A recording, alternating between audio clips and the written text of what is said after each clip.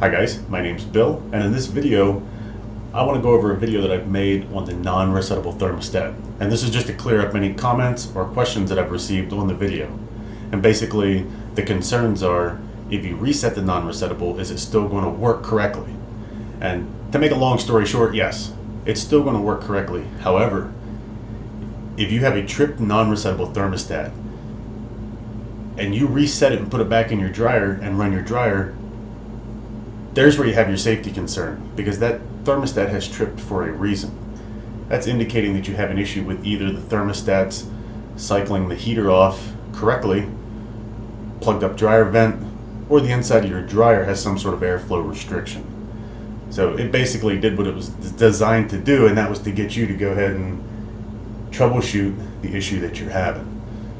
So it's kind of like a yes and no answer. If it's tripped,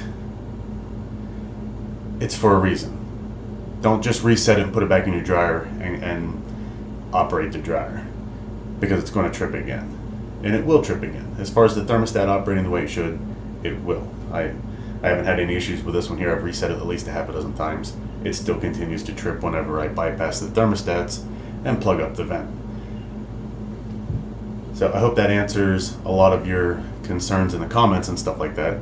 I'll put a link to this video in the how to reset the non-resettable thermostat video, and I'm also going to place a link right here to take you to the video on how to reset the non-resettable if you found this one first.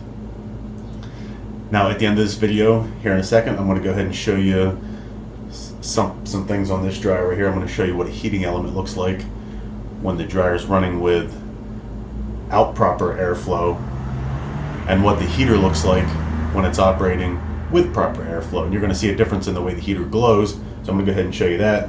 Then I'm going to use a little infrared thermometer imaging camera to go ahead and show you the outside temperatures and how they're affected with improper airflow going through your dryer.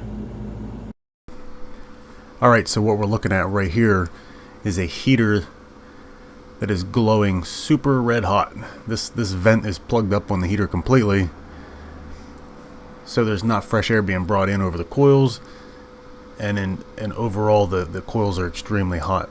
This is not good for your dryer. You can see the red is all the way down to the terminals, so you know that's putting off a lot of heat where it shouldn't be.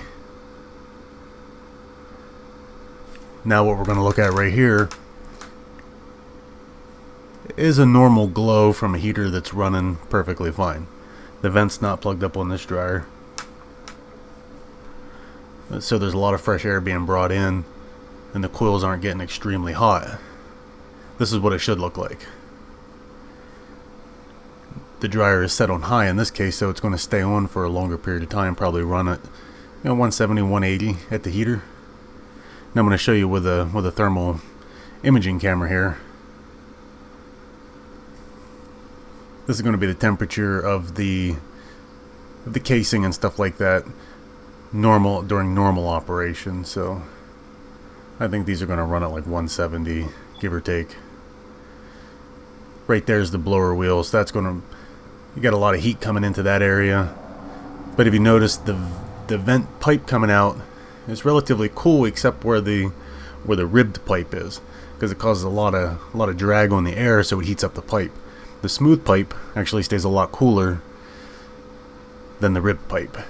So we're looking at 165 degree. That's where your lint filter goes in. That's the blower housing assembly right there. And now we're looking at the heater itself. So we're not on a hot spot right now. It's like 150, but if I move the thing over a little bit, we got 170, 180. About 180 degrees. And it'll stay right there when it's running. So this is running perfectly normal. Now I'm going to show you what it looks like with the vent plugged up. So the temperatures are climbing. And I'm getting a reading before the heater actually shuts off. So we're at 250 right now. So the casing of the heater is putting off a lot of heat right now, because it's not doesn't have a lot of fresh air being drawn through it, keeping the overall temperature down. I think at one point here it reaches about 300 degrees. and that's extremely hot. You can feel a lot of heat coming off it at that point, and that's not good. That's going to trip out the upper thermostat and tell you that you have a problem. So right there we just hit 300 degrees. Not good. And it shut off, and it's going to continue to get cooler here. Okay guys, so there's a little bit more information on the non-resettable thermostat. I hope that clears up some of your concerns in the comment sections and the messages that I have received as far as is it safe or not. My honest opinion at the end of the day is I feel like it's perfectly fine to go ahead and reset the non-resettable thermostat as long as you have solved whatever the initial problem was with the dryer causing it to trip. So if you like the video, go ahead and hit the like button. If you have any questions or comments, go ahead and leave them in the comment section. And if you haven't subscribed to my channel, please subscribe. And thanks for watching.